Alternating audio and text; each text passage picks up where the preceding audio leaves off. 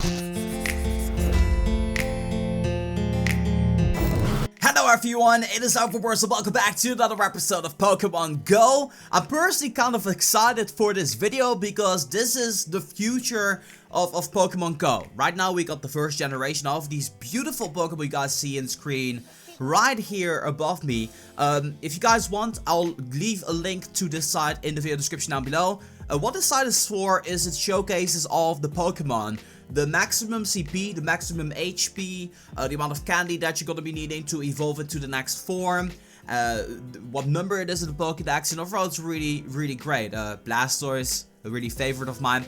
But this video is not about Generation 1. We're going to be talking about Generation number 2. Very soon, we're going to be getting a whole bunch of new species Pokemon added to the Pokédex, which means we're going to be having the ability to find these new Pokemon. And I kind of wanted to make this video to give you guys a little impression about what some of the CPs are going to be and some other things you might want to take into consideration. Now, I actually have a whole video in preparation for weeks now, in which you want to be saving up what specific Pokemon and how much candy you want to be saving up for that. That will be coming around the corner very shortly. In this video, I'm just giving you guys like a little brief overview about what you guys can expect when it comes down to Pokemon Go in the near future. So with that in mind, let's actually go ahead and jump straight in. By the way, of course, 3 legendary birds, Articuno, Zapdos, and Moltres, are not available. Same thing with Mewtwo and Mew, and of course Ditto over here is also not available inside of the game, which is really unfortunate. So right now we got 145 Pokemon at our disposal. That is of course with Tauros, Mr. Mime, Kangaskhan, and Farfetch'd included. So with that being said, let's take a look at the beginning. The starter Pokemon, the 3 starter Pokemon, we're talking about Chikorita, Cyndaquil, and Totodile. And what we're noticing here is that Meganium over here has 2.4k CP as a max, and then Typhlosion, which I feel is my favorite, has 2.6k, and the Feraligatr has 2.6k but a little bit higher than Typhlosion. So Feraligatr, CP wise, is gonna have the most CP. And the way this website knows, or at least the way people know what the CP is and what the health is gonna be, is because you can actually calculate. There's several formulas on the web which determine how much CP a Pokemon will have. So it's like attack plus defense, a special defense, and then stamina, HP combined together. I think speed maybe adds in a little factor here and there, but based on that formula and the stats that they basically imported from the actual Pokemon series, they got these statistics. And you can do it for yourself, but this website has all of the information. Once again, the link to that will be in the video description down below. I'm not being sponsored to do this video, but I did find this on the web, and I think it's pretty interesting to talk about that. So with that in mind, let's keep on going. Typhlosion, my favorite out of the starter ones out here. What I'm hoping for in Generation 2 is that water is gonna play a little bit of a more important role than it is right now. Water Pokemon are extremely overpowered in the first generation, and that is mostly due to the fact that electricity Pokemon, or electric types, usually have a whole lot of speed. And you gotta take into consideration that speed doesn't do anything. So some of the Pokemon you're gonna be seeing in Generation 2 are gonna be really weak in Pokemon Go, while they are really strong in the actual series. And I'm gonna name out a couple of examples for you guys, that way you guys know what I'm talking about here. So these Pokemon, this really takes me back, to be honest. I kind of forgot, like half of the time I think that Generation 3 is Generation 2 because I played Ruby and Sapphire so much, but then I always forget about Silver and Gold, of course, as well. So Sandrat, Furret is like your Pidgeys-ish. Kinda. There's not really a bird type per se, but I think every other generation does have a bird type that's kind of like the Pidgey of that generation. But in this case, we got Sandrat, Furret, Hoothoot, and Noctowl. I think Noctowl is a really cool Pokemon. Comes in with 1856 and a lot of health. That's something I did not know. Ladiba and Ladian over here. Ladian has surprisingly low CP, but that is because this is a really fast Pokemon inside of the game. Bug type, flying type. You got Spinarak and Ariados. Crobat, first example here. Crobat is a really great Pokemon. It's one of the best Pokemon, in my personal opinion, of the second generation outside of legendaries. And that is partially to do with the fact that Crobat has some really great moves that it utilizes within Pokemon. For instance, Crobat is extremely fast, so it will almost always attack faster One exception on that is I think Electrode, which is a tiny bit faster. But Crobat doesn't really get a whole lot of speed with it. Like, speed doesn't do anything. So that's part of the reason why Crobat's going to be relatively weaker, and it should be a much more powerful Pokemon. Also, Confusion and Mean Look are not a thing in Pokemon Go at all. So that means that, once again, Crobat is going to be losing some functionality, which makes him so great in the actual Pokemon series. So Crobat is a cool Pokemon to look at. It's probably going to be a nightmare to catch if you find it in wild, but it's not really going to be one of those Pokemon you want to invest a whole lot of candy in. So you can try to save up some Zubat candy, but it's not really going to be worth it in the long run. Chinchou is the next Pokemon over here. I really like Chinchou. I like Chinchou better than Lantern, which is the evolved form. Lantern is cool, but I just like Chinchou a lot better. Kind of a unique design. I really like the way it looks. Apparently, you're able to get Chinchou from a 5-kilometer egg, which kind of makes a lot of sense. Spinarak from a 2-kilometer, Ladiba from a 2, Sandrat from a 2, Hoothoot from a 2. I think Hoothoot is going to be from a 5-kilometer egg, to be honest. But then again, we don't know. Then we got all of the pre-evolutions of Pokemon that already exist. We got Pichu, Cleffa, and Igglybuff, which are the pre-evolutions of Pikachu, Clefairy, and of course Jigglypuff. And I kind of like these Pokemon. Don't got much to say, but I think the way it's going to work is right now, phase number 1 to phase number 2, and phase number 2 being the final evolution, so Pikachu to Raichu, is 50 candy. And I think the way it's going to be is Pichu to Pikachu is going to be 25 candy like usual, and then Pikachu to Raichu in the next generation, whenever the next one will appear, I think it's going to be 100 candy, just like phase 1, phase 2, phase 3 in that particular order there. So I think they're going to be making some switches with that, otherwise it would be kind of strange, to be honest. But yeah, that's just me. Pichu available in 2-kilometer egg. Don't got much to add because these Pokemon aren't the final evolution. Togepi and Togetic, kind of an interesting type.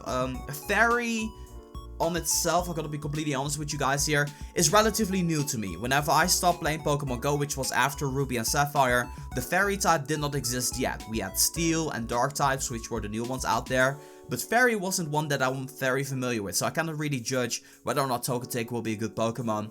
I really wish to see Metronome in Pokemon, but I kind of think that's going to be impossible. Metronome is that attack where it just does a random attack, and I just really love that attack. That's why I loved Togetic and Togepi, and also that's why I loved Clefairy so much back then.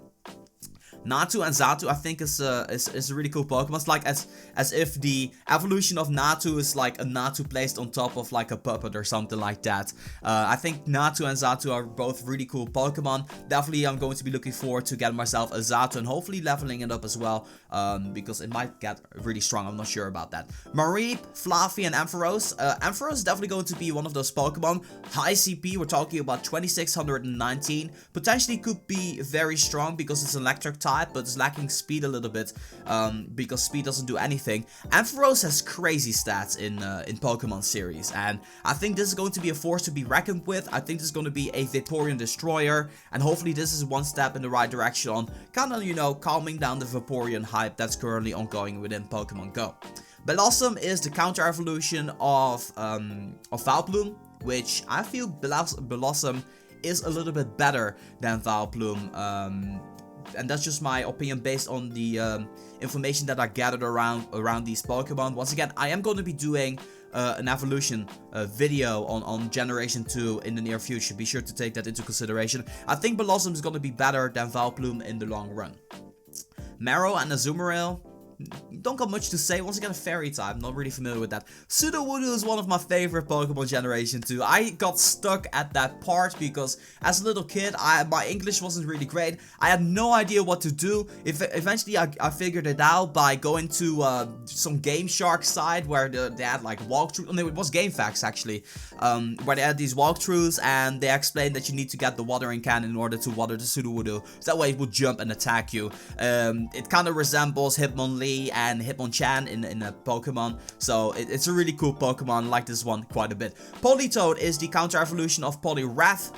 You're gonna be able to get yourself Poliwrath or Politoed from a Poliwhirl. And Politoed is a pretty strong Pokemon. It's a single water type, whereas Poliwrath is going to be getting water and fighting type. So it's going to be interesting to see how that's going to be working out. Once again, we do not know for sure yet how Generation 2 is going to be when it comes down to types. One thing for sure, water, you cannot go wrong with water. It has a really great move. So Politoed is going to be a mini Vaporeon, if anything. Then we got Hoppip at Skiploom. Jumpluff, I don't really like the typing of this. It's not really that strong of a Pokemon. It's kind of cool, cute Pokemon, you know. That's how it is. Apom, same thing. Really weak Pokemon in Generation 2. On itself, it's kind of a cool Pokemon. Really nice design, but nothing much to say on that. Suncorn, kind of funny. Is really weak, 424 maximum CP at level 40 in Pokemon Go. But then Sunflora gets a major buff. That's just crazy. Look at that. 2079 here. I think it's pretty interesting. Yanma, don't got much to say on that. Wooper and Quagsire, kind of an interesting typing here. Water and ground type. Not sure how that's going to be working out. It's kind of cool that it has two different types. Never really used Quagsire myself because I just didn't really like the design. I didn't think it looked cool enough. Then we got two really interesting Pokemon to talk about here. The first one is the 4th evolution of Eevee, which is going to be Espeon. And then the 5th evolution of Eevee, which is going to be Umbreon. So then you got Vaporeon, Flareon, Jolteon, Espeon, and Umbreon. Personally, my favorite is gonna be Umbreon. And the way I think it's going to be ranking on the evolutions is Jolteon is going to be the worst one. Then we're going to be getting Flareon, which is a great attacker, but is kind of lacking in some aspects, unfortunately. Then I think Espeon will be on place number 3 as the 3rd best evolution. I think it will definitely have some good attacks and some great moves to be working with, so that's going to be interesting. And then I'm kind of in a pinch situation where I'm not sure whether or not Umbreon is going to be better than Vaporeon or Vaporeon is going to be better. I think based off the fact that people are trying to counter Vaporeon a whole bunch, I think Umbreon is gonna be on top of Vaporeon when it comes down to stuff like that. It has a decent amount of health for sure, 190 HP, which is really great. So I'm definitely looking forward to getting myself some Espeon and some Umbreon, most importantly as well. Then we got Murkrow, kind of a disappointing one. In future generations, Murkrow is going to be getting, I think, an evolution which is going to be making it a lot more powerful.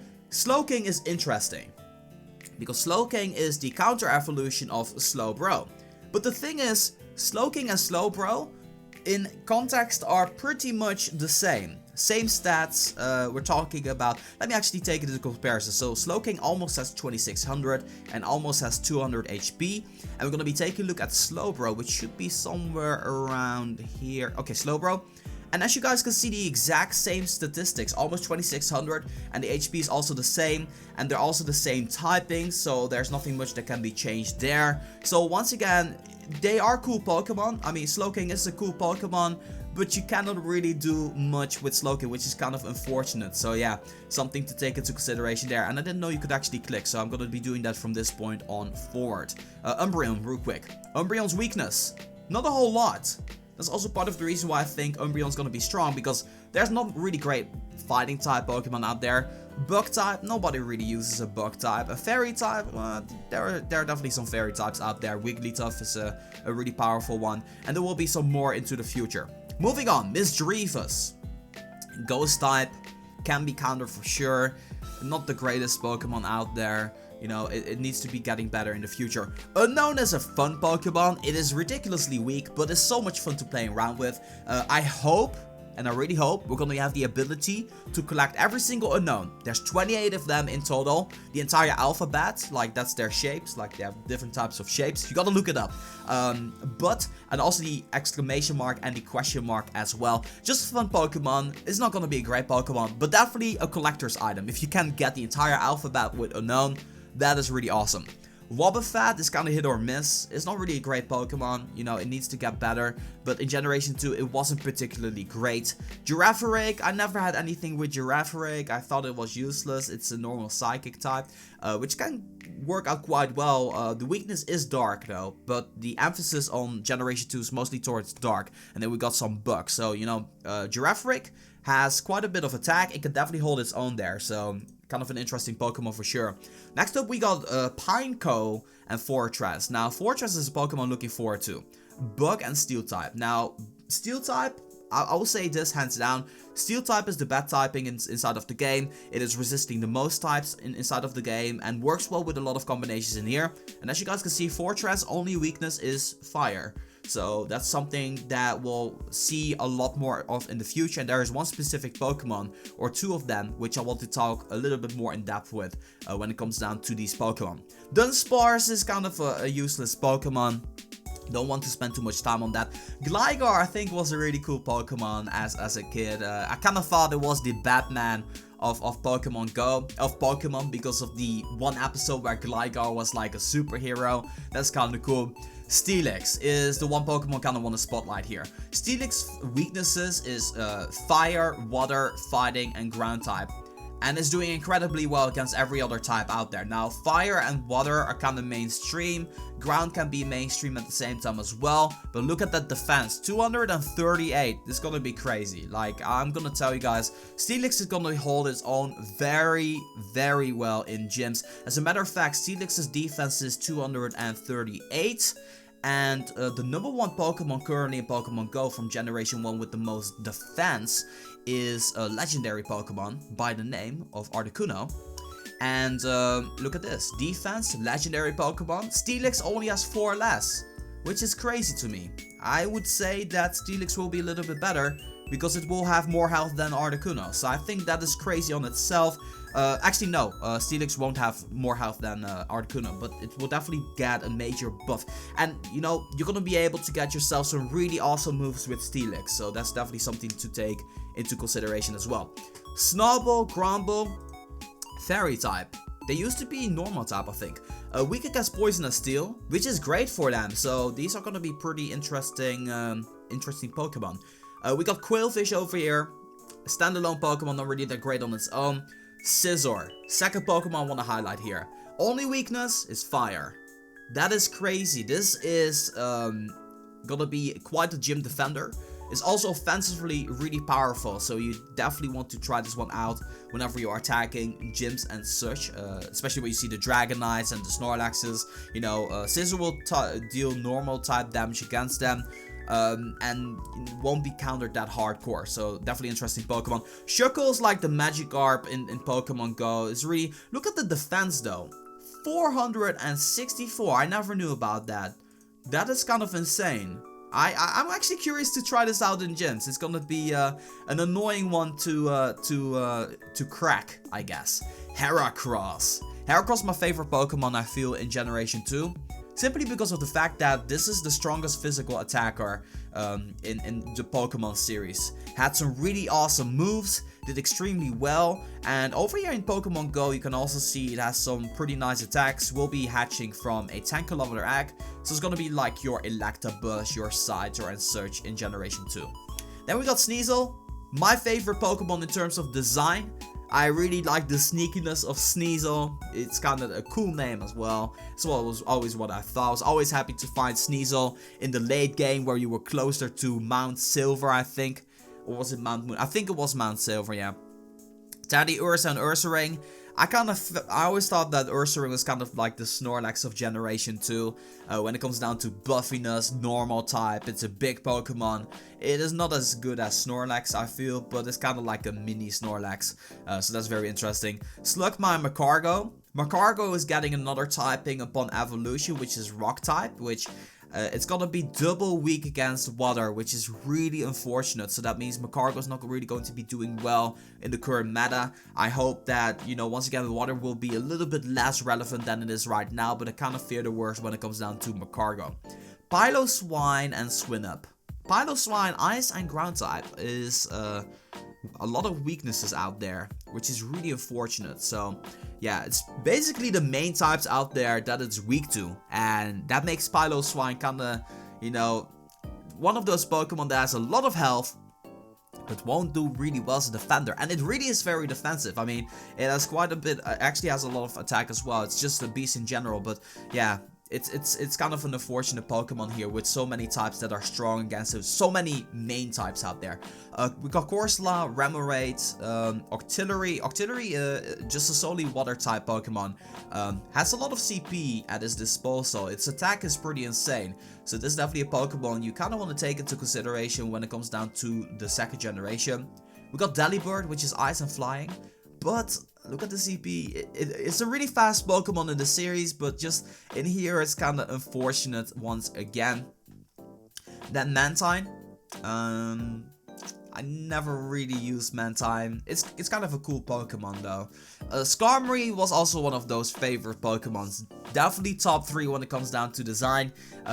Always whenever I found Skarmory, was kind of happy that I had it. It was kind of like my go-to flying type, and it was rather strong. I remember Skarmory having a lot of defense. 240, so once again it's going to be a nice gym defender for sure. Is weak against fire and electric, which are kind of mainstream moves there, but will do well against water. So very interesting Pokemon for sure. Next up we got Houndour and Houndoom. Now I absolutely adore Houndoom, such a strong Pokemon in the series once again, but you're gonna be seeing the issue, a lot of main types that's going to be weak against, but still nice CP, definitely respectable for sure. And then we got Kingdra. Now Kingdra is gonna be a mini Dragonite. That's the thing. That's just the thing with Kingdra. Kingdra is a really awesome Pokemon. It is weak against Dragon and Fairy. There's not many Fairy and Dragons out there. So once again, a mini Dragonite is what Kingdra is gonna be. I think in terms of typing, it is better than Dragonite, because Dragonite I think is flying and I'm not sure. Is it Dragon for sure, but I'm not sure if it's flying or not. But Kingdra has better defenses than Dragonite for sure. It has a high attack stat, high defense stat. It's a very versatile Pokemon, so you can really do anything what you want with Kingdra. You cannot go wrong. I suggest save up your horsey candy while you can, for sure. Fanfi and Donphan, once again, kind of a fortunate situation here. But Donphan, look at the CP, it's really high up there. So you can definitely do some damage with Donphan. It will definitely get some decent moves out there. But once again, water, such a big role playing in this meta. Then we got Porygon 2. Now this was probably the biggest surprise to me. Partially because of the amount of CP that this Pokemon is able to get. Porygon is really weak on itself, but Porygon 2 kind of got a crazy upgrade. But then there's gonna be Generation 3 where there's gonna be Porygon Z, I think, but I'm not sure about the specifics. We got Standler over here. I'm not sure what kind of moves Standler is gonna be getting, to be completely honest. Like, I don't know. It's gonna be interesting. Smeargle is once again a weak Pokemon, but this Pokemon was, I feel, one of the most interesting Pokemons in Generation 2. Smeargle had the ability to learn everybody's attack inside of the game. You were to be attacking someone in a battle, and you could copy their attack, and it would actually learn it forever. So it was the most versatile Pokemon in the game on itself. The issue with Smeargle is just the fact that it's incredibly weak. So it's probably going to have basic attacks in Pokemon Go, which makes it very unfortunate. So Pokemon like Ditto, Smeargle, it's just really unfortunate to have these unique abilities that they cannot utilize here. Tyrogue, Smoochum, Elekid, and Magby are pre-evolutions of Pokemon that already exist. Tyrogue is of Hitmonlee and Hitmonchan. On top of that, we're going to be getting Hitmontop as another option there. So it's going to be like the evolutions. I expect because of that Tyrogue is also going to be needing 25 candy in order to evolve this Pokemon into the next phase. And then of course the evolution is going to be entirely random, to my personal opinion. I think that is the case. Smoochum, pre-evolution of Jinx, and then Elekid, pre-evolution of Electabuzz, and Magby, the pre-evolution of Magmar. Strong Pokemon in the future. Miltank. Whenever I think Miltank, I think about the rollout attack, where it keeps using, still remember second gym in Pokemon Silver and Pokemon Gold, there was this Miltank kept on using Rollout, and it would just completely obliterate my entire team. Whenever I had a Miltank with that attack itself, I quickly started to realize that that attack isn't really that great and kind of needs to build up like a locomotive, and whenever it builds up steam, it's an unstoppable force. But yeah, Miltank, kind of an interesting Pokemon with a good memories. Blissey's an interesting Pokemon as well, because we got Chansey. Chansey, highest HP inside of the game. Blissey's gonna follow up because of course it's an evolution of Chansey, but once again, take a look at the CP. It is not going to be a sufficient Pokemon when it comes down to attacking and defensing. It might have Hyper Beam or something like that, but it's not going to be covering up for the... It's just not an overall balanced Pokemon. This Pokemon is just... It's not going to be doing well in gyms. It's definitely going to be sort of annoying if it's the first Pokemon inside of the gym, because you need to do so much damage against him or her. But yeah, it's kind of an unfortunate Pokemon here. Then we're on to the legendaries.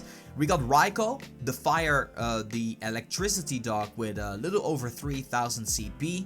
Of course, it's gonna be a fast Pokemon, but you kinda got cut out in CP. Entei is the strongest with 3200, and then we got Suicune with 2926, the lowest of the bunch. Interesting Pokemon. I'm just curious to figure out what kind of a moveset they're gonna be getting. And just same story. We know nothing about the legendaries yet because they're not released. So I am going to be skipping that part of my talk here to some other episode here. Then we basically got the Dratini, Dragonair, Dragonite evolution of Generation 2, Larvitar, Pupitar, and Tyranitar. And Tyranitar is gonna have a higher CP than Dragonite. It's gonna be an interesting Pokemon. Let's take a look here. It has a lot of weaknesses, which is really unfortunate, and that's probably the reason why I would prefer Dragonite over Tyranitar. However, Tyranitar as an attacker can be quite the boss, for sure. It needs a good moveset, but this thing can handle its own completely just fine. It's gonna be just fine, and it's gonna be interesting as well. So I expect Larvitar also to come from a 10km act, just like Dratini is. It's gonna be interesting because these Pokemon are gonna be harder to find, because Generation 1 is obviously already inside of the game, and they cannot really remove Generation 1 from the game. And then we have arrived at the legendaries.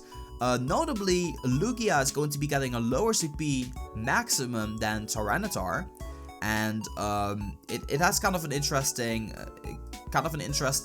weakness here, like interesting typing here. It's Psychic and Flying, and it has only Electric and sort of Ice as the main, counter against Lugia here. So it's interesting to see what Lugia is going to be capable of, but this is just really far away. Ho-Oh is going to have a higher CP possibility than Mewtwo. Mewtwo 4.1k, Ho-Oh surpassing 4.2k. So this is going to be the highest CP Pokemon you will ever be able to obtain. But once again, Water type, Rock type, Electric type are really mainstream, so I expect Mewtwo to do better than Ho-Oh. And then last but not least, we got Celebi. Celebi is just great. Look at the HP, look at the CP. It's a Psychic Grass type, which is a very interesting combination here. Has a lot of weaknesses, but I'm pretty sure that Celebi can hold her own, or his own, I'm not sure, fairly well. So this is generation number 2. Just my quick thoughts, opinions on what they look like, my expectations with some of these Pokemon. Crobat is probably the biggest disappointment out there. Pokemon you really want to be looking out for: Steelix, Scizor over here. Shuckle is going to be really interesting as well with that defense over here, which is just absolutely crazy. And of course the legendaries as well. I just want to hear your thoughts and opinions in the comment section down below. What is your opinion on Generation 2? What are your memories of Generation 2? And most importantly, what Pokemon are you looking forward to most in Generation 2? And with that in mind, just want to say thank you guys so much for watching. This has been Reverse for Pokemon Go. I'm going to be signing off, and I'll see you guys in the next one.